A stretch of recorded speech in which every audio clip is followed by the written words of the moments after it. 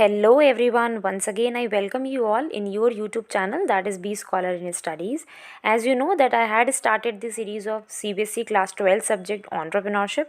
So in continuation of chapter 3, today's topic is CRM. CRM stand for Customer Relationship Management. So first of all, I am going to explain the meaning of CRM. As you all know, customer is the king of the market. आज की date में customer को, consumer को king of the market consider किया जाता है. क्यों? क्योंकि कंपटीशन बहुत ज़्यादा है. किसी भी गुड्स, किसी भी सर्विस की बात कर लें, किसी भी इंडस्ट्री की बात कर लें, बहुत सारा कंपटीशन है, कट थ्रोट कंपटीशन है.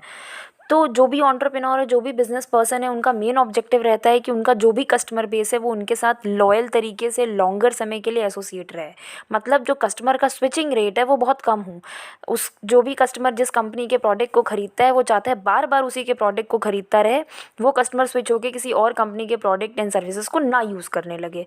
तो इस ऑब्जेक्टिव के लिए कस्टमर रिलेशन को मैनेज किया जाता है, कस्टमर रिलेशनशिप मैनेजमेंट के कंसेप्ट को यूज़ किया जाता है. आज की डेट में मॉडर्न फिनोमिना है, बिजनेस स्ट्रेटजी को बहुत एग्रेसिवली यूज़ किया जाता है by all sort of entrepreneurs and companies.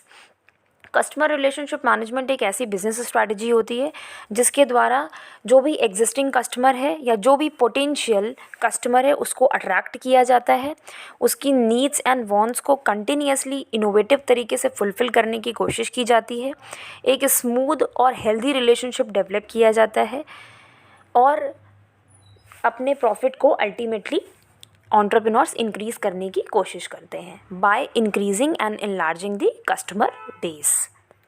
सो ये तो हमने समझ लिया कि CRM होता क्या है. अभी question arises in the mind that how CRM is implemented. कोई भी कंपनी या फिर कोई भी एंटरप्रेन्योर कस्टमर रिलेशनशिप मैनेजमेंट करता कैसे, इस स्ट्रैटेजी को इम्प्लीमेंट कैसे करता है. सो फॉर एग्ज़ाम्पल, आपने देखा होगा आज की डेट में कोई भी ऐसी कंपनी नहीं है जिसका कस्टमर केयर सेंटर नहीं होता हो.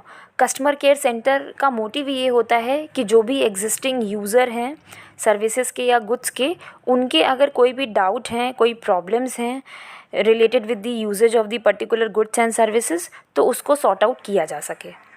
इन प्रेजेंट सिनेरियो बहुत से एंटरप्रेन्योर प्रॉपर टेक्नोलॉजी को यूज़ करते हैं, सॉफ्टवेयर को अरेंज करते हैं जिसमें कि कस्टमर का सारा का सारा डेटा फीडेड होता है.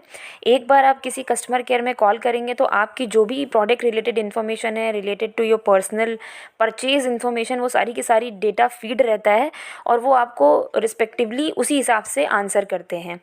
So this is the strategy of managing and maintaining the good relationship with the customers.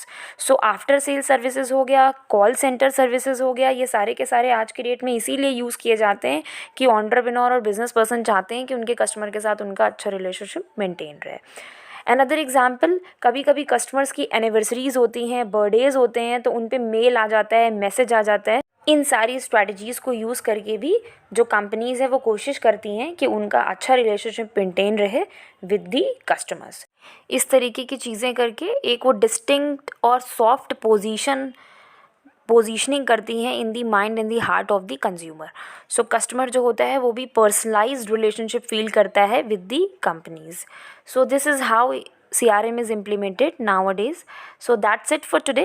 If you like the video, so please like it and share it with your friends and subscribe the channel. Thank you so much for watching. And yes, if you have any doubts, so feel free to write your feedback in the comment section below.